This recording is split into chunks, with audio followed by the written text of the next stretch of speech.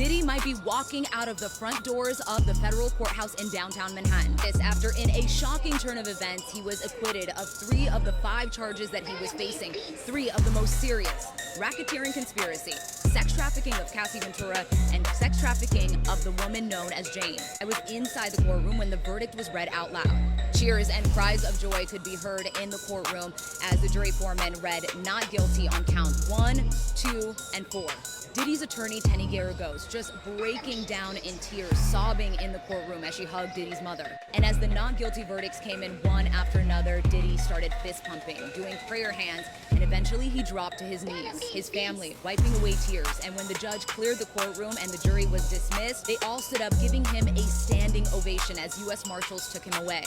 Diddy telling them repeatedly, "I love you, I love you." Now, the jury did convict him of 2 charges: the transportation to engage in prostitution charges related to Cassie and Jane. When all was said and done, Diddy's lead attorney, Mark Agnifilo, stood up and asked the judge to let him out on bail while he awaits sentencing. He said he will turn in his passport and his plane is already chartered. Let him go to his home on 2-Star Island. So then the judge asked him, "You want me to let him walk out of the doors of this courthouse?" And his attorney said, "Yes, that is what I'm proposing." 2 transportation charges carry a maximum of 10 years in prison, and prosecutors say that they will be seeking lengthy prison time. So then lead prosecutor Maureen Comey asked the judge not to let him out on bail, saying that we have seen that he is abusive and does not follow the law, given that right before he was arrested, he was found with drugs. And lead prosecutor Maureen Comey arguing that the outcome of the trial did not change the fact that Diddy is an abusive man who does copious amounts of drugs. She also said that the court cannot trust that he will follow the law, mentioning that even when he was waiting to be arrested and was under investigation, he still had drugs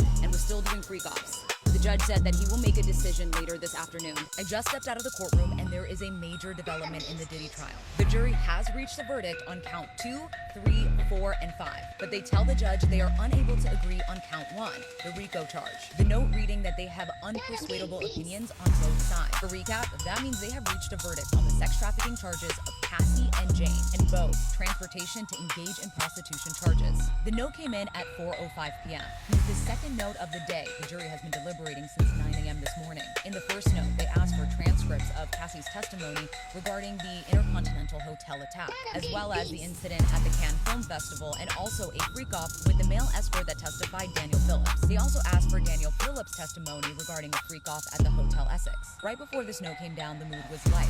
Attorneys and also members of the press were hanging out in and around the courtroom. Around 4 o'clock, Mark Agnifilo walks into the courtroom and says that he's just bored. But then his expression quickly changes when he gets an email. I noticed he looked at his phone, so I asked him, "Did you get an email?" And he said, "Yes, there's a note." And within 10 minutes, the courtroom was flooded with attorneys from both sides, Diddy's family, members of the press, and also spectators. And you could tell it was something big because immediately Diddy's attorneys formed a football style. Just all 8 of them standing in a circle around him while he sat in the middle. They had concerned looks on their faces, even a little nervous. And the conversation was intense, a lot of just head shaking. The judge walked in 30 minutes later and read the note out loud. And then he asked attorneys from both sides how they would like to respond. Immediately, lead prosecutor Maureen Comey jumps up and says that they propose a modified Allen charge. The Allen charge is basically a special instruction that the judge can give a jury, asking them to go back in there and re-examine their opinions and try harder to reach a unanimous decision without coercing anyone.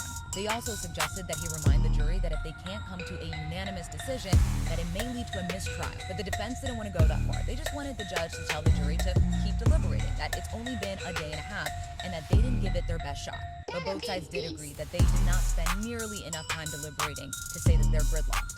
The judge also brought up another issue, that the court is closed on Thursday and Friday, and wanted to tell the jury that if they don't reach a decision, that they have 2 options, that they can all agree to come back on Thursday, July 3rd, and even though the court is closed, the judge would try to work some things out, or return Monday, July 7th. Both sides didn't have an issue with the jury returning on Thursday, July 3rd, but Mark Agnifilo asked the judge to give them those options only at the end of day tomorrow. His concern was that they would feel the desire to reach a verdict faster, just to get out of there. And per the defense's request, the judge brought the jury back out into the courtroom so that he can reply to their note.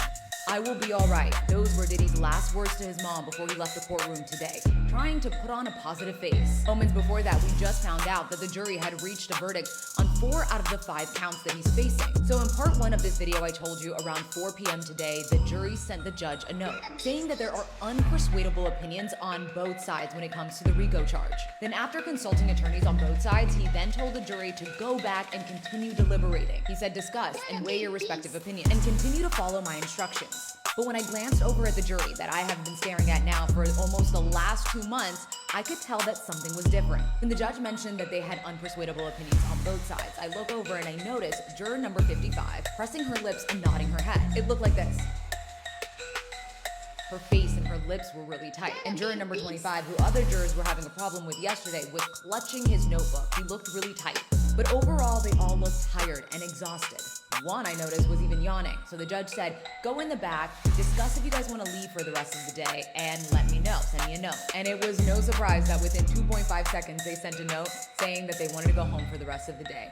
Juror number 217 had her purse in her hand already. Remember I told you guys that when there is a note from the jury, we have about 10-15 minutes to get back into the courtroom. Well, Diddy's kids must have been staying close to the courthouse because one after another, within 10-15 minutes, they started coming in. And I could see Diddy's attorney, Nicole Westmoreland, whisper into one of the twins' ears that there was a verdict on 4 out of the 5 counts. And then they started whispering that same information down the line to Chance, and then the other twin, and so on. But while Diddy's mother did look concerned and kind of nervous, the girls and the rest of his family seemed to be in good spirits. Once court was adjourned for the day, they started hugging each other. Many of them hadn't seen each other the entire day. If they had any bad feelings about getting this close to the finish line, they didn't show it. Ain't no fucking, we've been here. We're in court. I'm outside the U.S. courthouse. The bombshells keep dropping. Good morning. It is 4:30 in the morning and today is the last day before jury deliberations in the Diddy trial. So let's head to the courthouse. After stopping for some coffee, I got there shortly before 5:30. Oh, hello.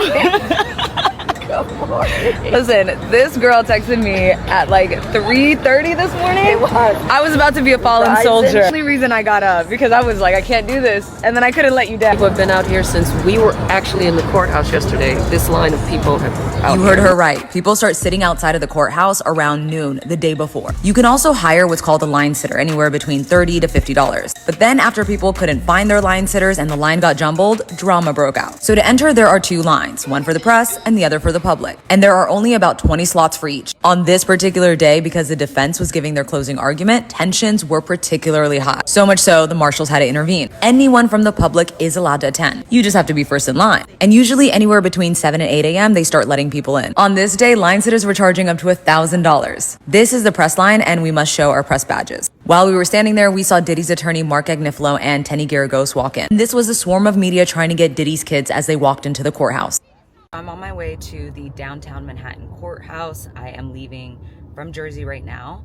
And if this looks familiar, it's because this is when I usually film my videos, in the back of the Uber. This is where I keep all of my chargers. This is my laptop charger. I have an iPhone cord, a mouse, my headphones, mic. In order to film on my phone, I connect this cord to my microphone. During her testimony, Diddy's ex-girlfriend Jane. This is the federal courthouse on 500 Pearl Street. The doors to get inside the courthouse. When I tell you, they are strict. Like, if you walk into the building, even texting or anything, they will be like, really quickly, that outside the courthouse, there are a bunch of content creators. So podcasters, YouTubers. Once I walk inside the courthouse, I have to turn in my electronics. So any kind of microphones, any recording devices, my laptop, anything that has a camera or a microphone. It's like a TSA style check-in. So I have my laptop already. This is what I check in. Obviously the DJI that I'm recording on right now, my electronic, and then they give you a silver or bronze chip that you keep with you. Do not lose it, because that's how you get your electronics back. Across the street, you'll find national media. This is the Sprinter van the Combs kids arrive in. Okay, so we are officially on lunch. I got my phone back and all of my electronics back, and lunch is about an hour, so I'm gonna start doing my social videos. And this is also the time that I record things for extra, coordinate with my producer. I will probably grab like a bag of M&Ms or something quick. I usually bring like some snacks or a Clif Bar, but there's no time to really get food, and plus we are in the middle of downtown, and there aren't food places. There's just a bunch of buildings around. Really just do these on a parked bench. And Jane's attorney. And you guys, that lunch break goes super fast. So I just got out of court and I got pages on pages of notes. The way I try to organize it is I try to number the top. All right, I'm all done for the day. Now I just need to record videos. So I'll either go home, make the trek to Jersey, or go uptown to our offices in Hudson Yards. And then once I get home, I get my clothes together for the next day.